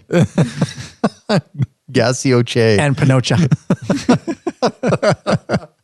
That's all we need. We have no idea what we're going to find in Pioche, Nevada, but that's our first gas stop. I didn't even look like there was a true restaurant there. There might have been some chips in a bag at the service station. Right. So, but that was only like 100 miles, so short trip. And then we're going to Ely, Nevada, and then that's lunch and gas, and then we'll hit Wells, And that'll be a nice breakup, 120 to 140 miles a leg, and it'll be fine. Up to Twin Falls, Idaho. Mm-hmm. And we went to Twin Falls this year on our Midwest trip. We stayed in Twin Falls. Was that our first day? I think we rode straight through from Yakima to Twin Falls. It's not a huge town, but wait till you guys see. We got up at the documentary film I'm working on right now. Some of that drone footage I got early in the morning at sunrise in the Snake River Canyon. That's the canyon that Evel Knievel jumped. Unbelievable, stellar footage. And so beautiful. And I totally plan on doing that again. That just filled my spirit right there. I'm telling you what. So I want to experience that again. I don't know that we probably won't get in time for sunset. If we do, cool. I'd like to do sunset because I've already done sunrise there. So sunset would be really cool. You get the base jumpers off the bridge there that runs across it, which is really cool to watch those guys. So if you're in the Twin Falls, Idaho area, I'm looking forward to that. Not a big town, but they've definitely got plenty of restaurants, plenty of hotels. And that's what we plan on doing there. Russell Roberts said maybe no gas in Pinochet. So we may have to change that up, dude. We may have to change that up. Hold on. Darren says we're going to go past Great Basin National Park. I'm going to look that up real quick. Oh, please do. Shit. Wait a minute. I may not be able to get back to the chat. I might be screwed. I just open another tab. I did that. But I'm not sure what's going to happen right now. Do you have the link in the email still? Yeah, I have everything. Well, I'm just feeling nervous. For good. You know what? God. I just farted. Good God. That's ridiculous, dude. So what do we do at Great Basin? Looks pretty cool. Lehman Caves? Oh, badass. Is this supposed somewhere we're supposed to stop? No, we're just going to pass by it on our way up on 93. 93? That's a pretty good day, whether or not that's the problem, is that's already almost a 10-hour day. Well, maybe we'll make it 10 12. hour, 15-minute day. Mm-hmm.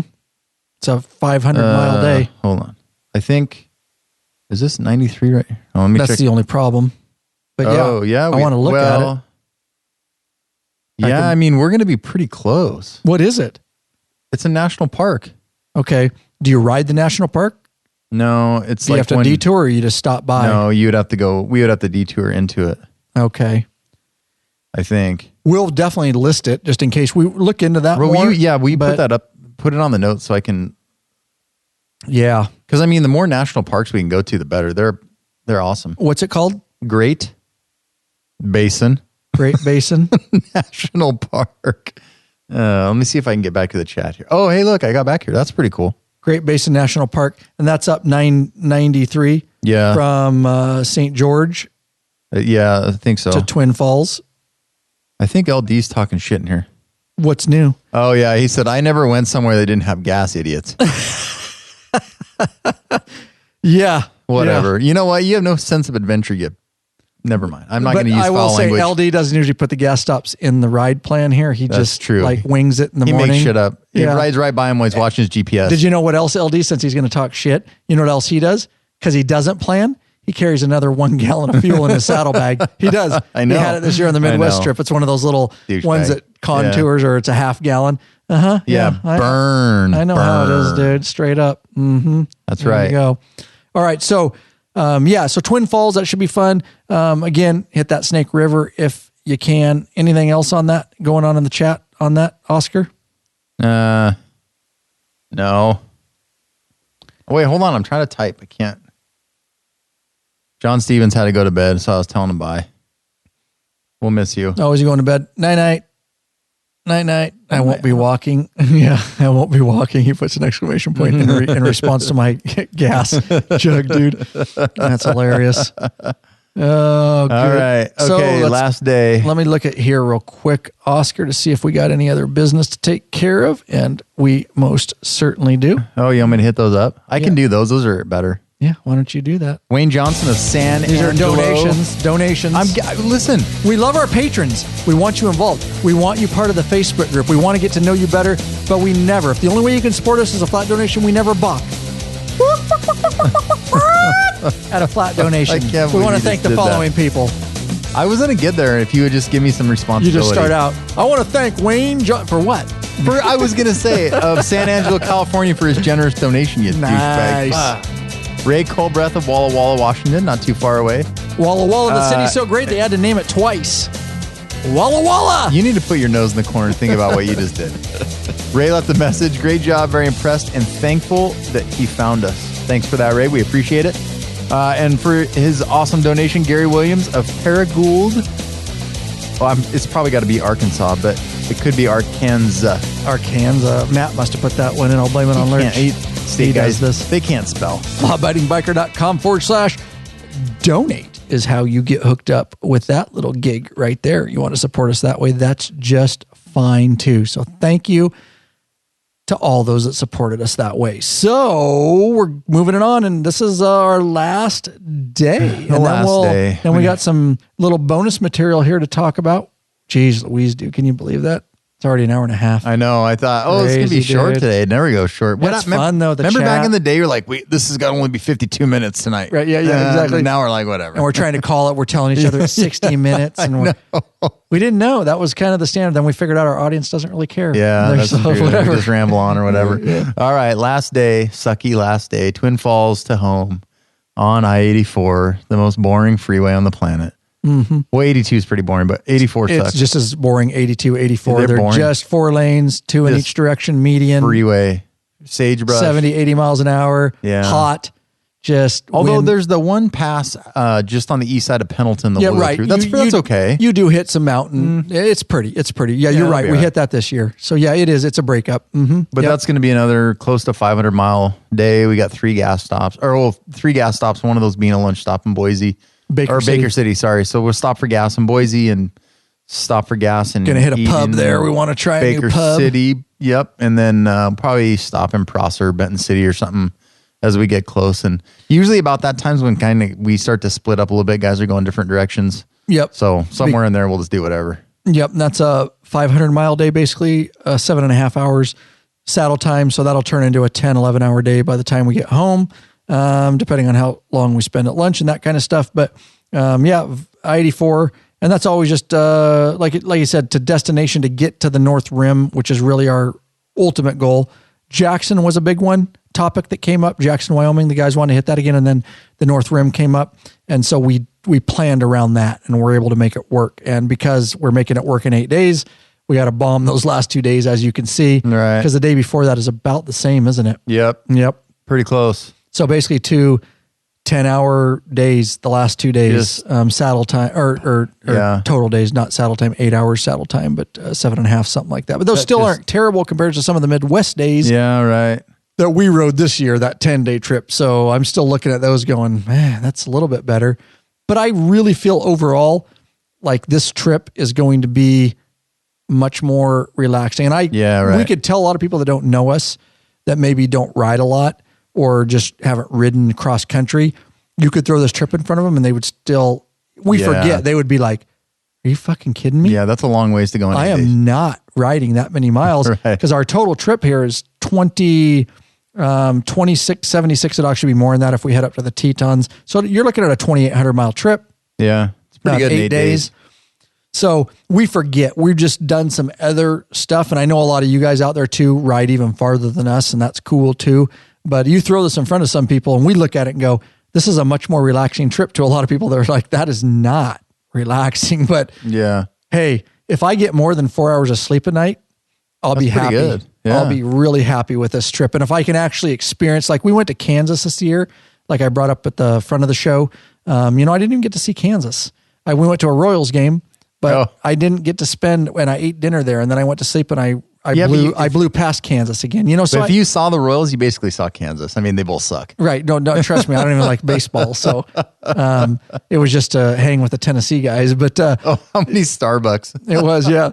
Darren asked how many Starbucks are planned into our... Oh, true. Oh, hey, we're getting into... there may not be too many Starbucks in Utah. We saw one when we were down there. Really? Yeah. Interesting. We might have to hit some local Mormon run coffee shops. What will happen to you, dude? You might fall down dead. Like, that'll be it. Oh, I just need coffee. You'll have to call a Mormon ambulance. It doesn't have to be Starbucks. The only reason I go to Starbucks, I told people, is because you don't know what kind of coffee you're getting. At least, Starbucks is not my favorite coffee. There's a lot of places that make it better, but it's consistent. And that's the problem when you go to town. Sometimes you go to these little stands, you're like, that tastes like absolute horse shit. You mean like 7-Eleven? No, that coffee's badass. It is badass. Mickey D's. these little espresso shops. You can just get burned. So that's the only reason we do that. But coffee snob. That's basically seems like what it is. Utah. We stopped in Logan. There might not be. We found one on our trip. We didn't stay in Salt Lake, but we found one in Vernal, and then we found one somewhere else. And Vernal's a pretty good sized city. Dude, Starbucks has infiltrated, like Google and Amazon have infiltrated the United States. So I know, but they're more on the west. Than there's one in places. Logan. There's one in Salt Lake City. There's Starbucks everywhere, dude. And yeah, but listen, Utah. There's one in Salt Lake City. There's like 17 in Yakima. True. So, anywhere West Coast, dude. Yeah, anywhere West Coast. There was plenty of Starbucks even over in the Midwest, even in Papillion, Nebraska and all that, and around there. Omaha, there was plenty of Starbucks. But yes, we don't actually plan those in. That's usually where I go in the morning to catch up on my documentary film and transferring files to hard drives and getting the day planned out and all that kind of stuff, handling some business online, answering some law-abiding biker emails. Okay, so thanks for sticking with us, guys. Let's wrap it up here. I told you I'd bring this up. Let's look. Anything going on in there? I missed some of the stuff when I'm switching back and forth with my tabs. Yeah, Starbucks, every corner in Tennessee, Russell. Yeah, I honestly, there's no state. Tennessee. Starbucks has straight up infiltrated the entire United States, like Google and Amazon. So they just haven't infiltrated Mormon land yet because there are not very many down there. There's not very many down there compared to everywhere else. There's correct, but there's still Starbucks. They've still infiltrated the Mormon towns. Wait, why don't you Google how many Starbucks are in Salt Lake? A population of nearly 1 million. Let's see. How many? And then I'm going to Google. Wait, I'm going to do this. I'm going to Google. I hope this is interesting to people. Starbucks are in Seattle. It's a city of Salt Lake City. 1, 2, 3, 4, 5, 6, 7, 8, 9, 10, 11, 12. You're getting burned here, dude. Starbucks 13, won't even answer the question 14, of how many are in Seattle. 16, 17, 18, 19, 20 Starbucks in Salt Lake City, Utah. And that's first page. You want me to go to second page? Hey, look, Starbucks has 23 coffee shops for every 100,000 residents in Seattle. Let me just give that means 230 Starbucks in Seattle, and there's 19 in Salt Lake. No, 20. Oh, 20. 21.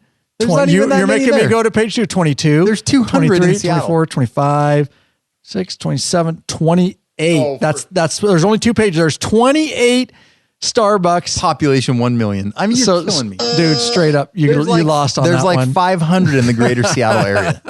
You're right. Infiltrate. You're right. But they've infiltrated everywhere. They have. They really have.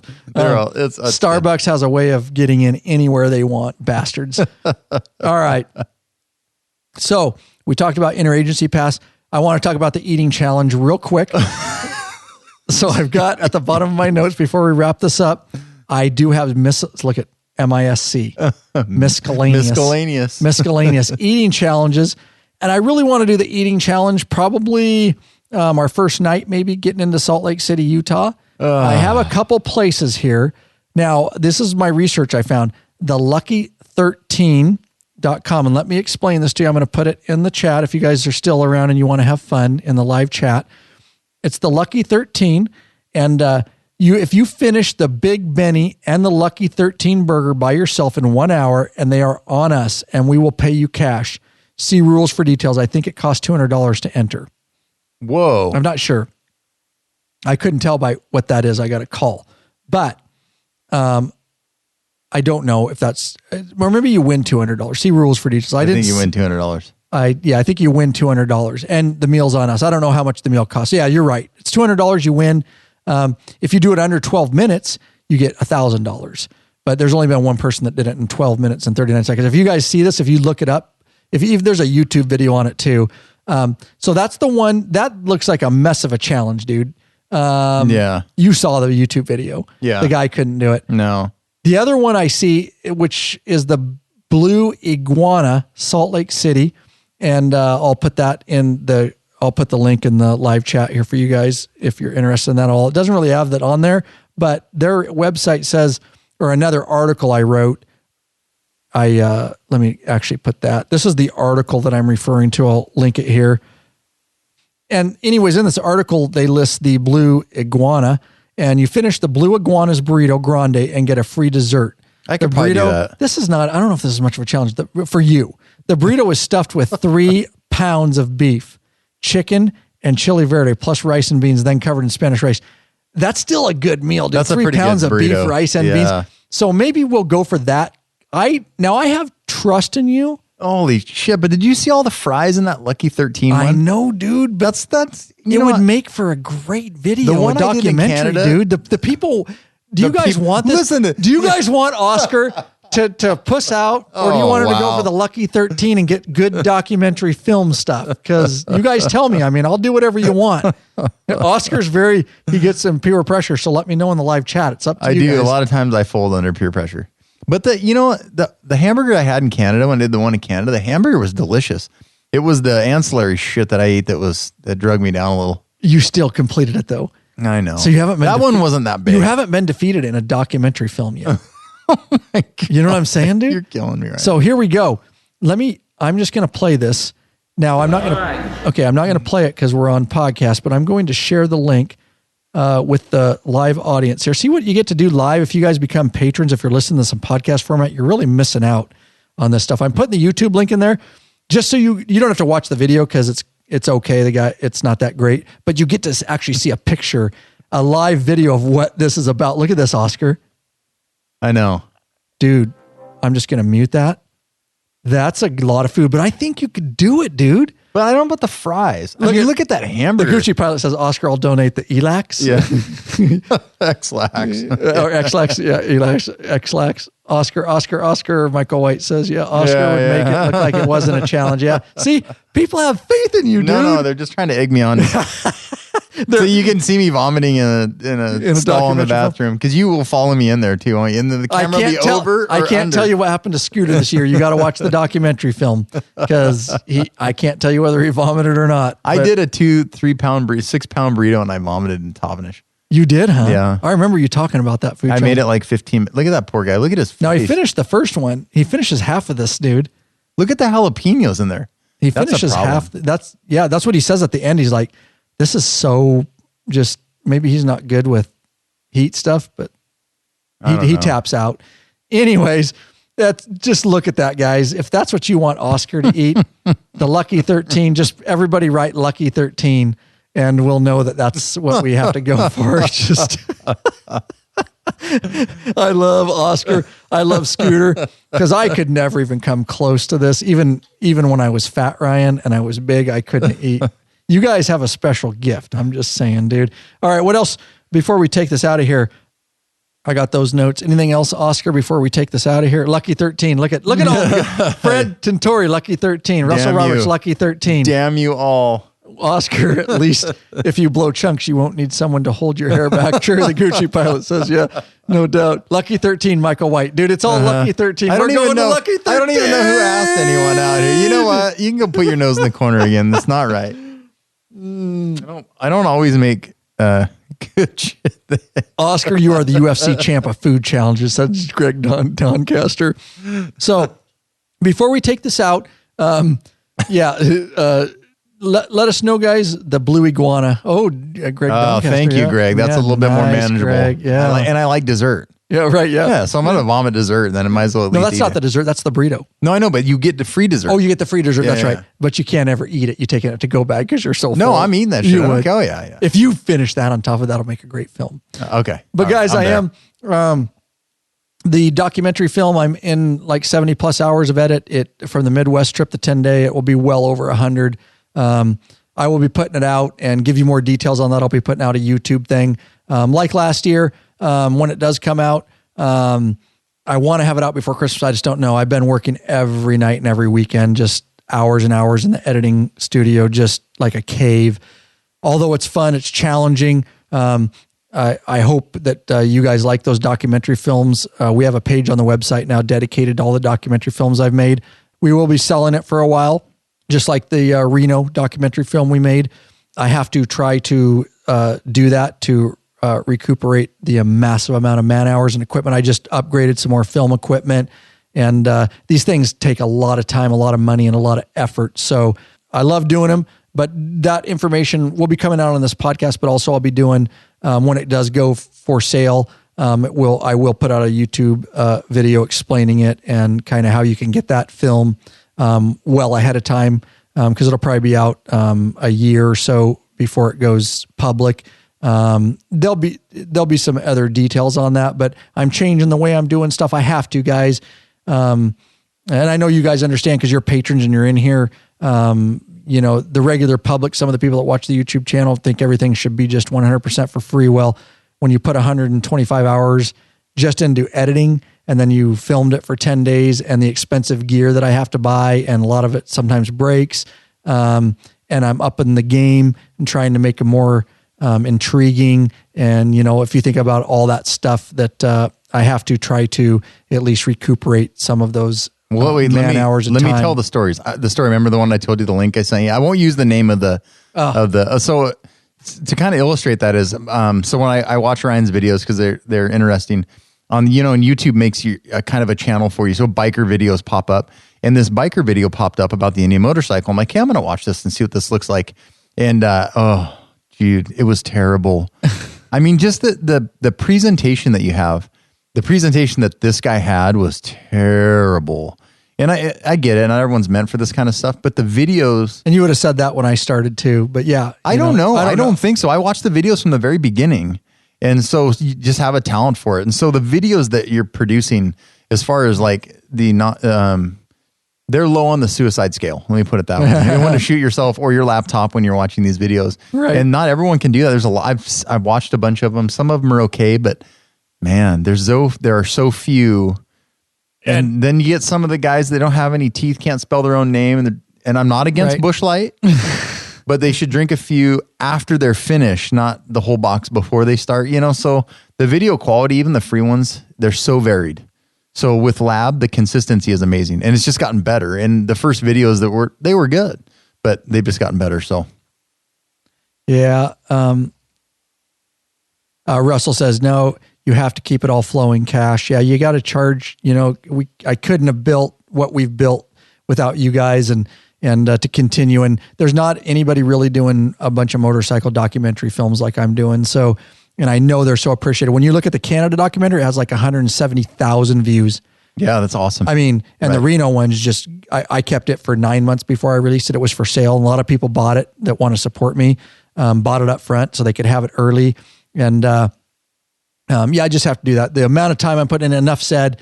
I know you guys are preaching to the choir because you guys understand that not everything can be done for free, that this stuff costs money, and a massive amount of hours away from my family in the editing room. Every night after work and in the mornings and weekends. And so during the holiday seasons, I have a little time off. Of course, during my vacation, I will be working more on the documentary film. You're working. And here I am. Vacation, yeah. So, but I know you guys appreciate it, and I appreciate that. So it'll be coming on the YouTube channel when I have it up, and I'll give how to get it and where you can get it and all that kind of stuff and all the details. Technical difficulties. See, I think it's this mic, dude. We need a mic cord. No, I changed the mic cord, and it was good for a long time. That's why I told Lurch, I think this mic is just really intermittent, weird like that, because I changed this cord and it's been good for like 6 months. That's frustrating. All right, guys. With that said, thanks for being on the live chat. We really appreciate having you guys all here and being part of the community. And again, Oscar, like you asked how long this was going to go. Well, no, whoops. I should have known better. Now you know the rest of the story, dude. So, let's take it out of here, guys. Love you guys, both the patrons and the regular podcast audience, of course. But being here and chat, we got some good ideas. And don't forget, guys, admin at lawabidingbiker.com. Whether you're listening live right now or the regular podcast, if you're a patron member, mid-level or above, and you want to attend that patron event, and you think you can, we will have a deadline eventually. We're just not putting it out yet. Private Facebook group is where you need to be, and I'll put out that event and stuff like that. But I do want to remind you that if you know you're going right now, admin at lawabidingbiker.com, Wednesday, June 19th, during the day, in the Salt Lake City area, Salt Lake City, Utah. The sooner you get signed up, the sooner I can get you on the list and your email and all that, and we can really start plugging this in. If you are in the Salt Lake City area or surrounding areas, we are looking for a patron member to assist us with the challenge of getting the patron event set up, a short day ride Doesn't have to be long, 100 miles, a little over 100. Early patron event around 3 o'clock, somewhere we can meet, somewhere we can eat. We will, of course, finance it, so don't worry about that. Don't let that be the bar that's holding you back. The finance part of it is a law-abiding biker media event. I have no problem, forking out the money to make that event happen. It's a very important, integral part of law-abiding biker media. So hit us up, admin@lawabidingbiker.com, if you are one of those people that really wants to get involved. And it's usually beneficial if there's several of you. That's kind of how they did it in Canada and how they did it in the Midwest this year, is they had one main person that I, connected with, and then they had all the other local patrons around them. Let's look here real quick as we take this out. I'm just going to type in, I'm not going to mention any names. I'm just going to type in, go into the back end of our patron here and see if we have anybody. I mean, they could be from Ogden too, you know what I mean? But I'm just going to see. Yeah. I'm just going to type in Salt Lake and do a search. We have 0. Yikes. So type in Ogden. 0 from Ogden. That's what I'm saying. We may be doing this on our own. Provo? Nothing. Let's see. We know we have some from Washington. Yeah. Oh, and it says 0. So what am I doing here? That doesn't make sense. Oh, that's because their addresses aren't up. It won't search by that. Oh. Never mind. My bad. Basically a major failure. My bad. Yeah. You know what I'll have to do? I'll have to download this as a CSV. I don't know what that means, but it sounds real fancy. And then I will have to search it. Russ says that Randy Patton's in that area. Yeah, sorry. And I totally screwed that up.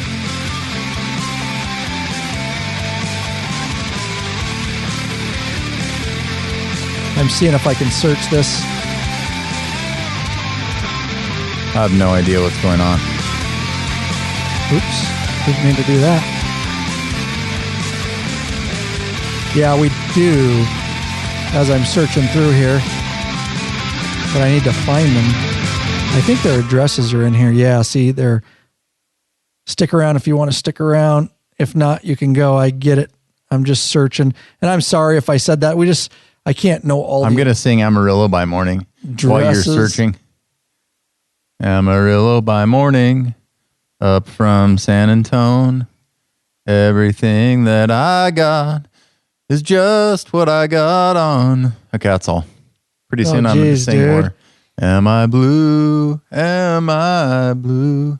I've got a voice made for not radio. I'm searching. So I'm searching up. I downloaded a PDF or a CSV, and I'm not getting anybody from Salt Lake. But we have Utah, guys. Let's just do Utah. So why is that? I think I'm searching this wrong. Let me see here. Utah. No one liked my singing. 31 found from Utah. So let's go through them here, Oscar. This is just bonus content if you guys want to stick around. We are still live. So we got there. What's so funny? Read it if it's funny. None of them liked my singing except Gucci. He said something was stirring in his pants. He didn't say which part. So it could be good or bad. That's nice, dude. I'm looking for... I only have a couple. There's another one from Utah, but you're seeing the cities. I don't want to name any names right now. Yeah, we don't have a ton.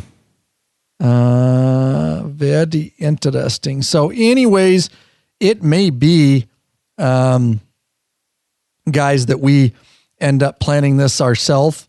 If there's nobody that steps up there, I don't know how close that is. Where's Hiram, Utah? I don't know. There's a few. I'll have to look through this closer. I don't want to bore you guys, but if we have to, we will. We'll look into some renting a place or a restaurant. Maybe there's a hotel with a banquet room. We'll figure something out. We'll make it happen. And I know a lot of you guys that if you end up riding in there early, it can be a connect for us too and all that kind of stuff. But dirt lot, blue tarp will be good. Exactly. That's all we need, dude. Cancel that. Get out of this. Numbers, quit. but that gives us an idea.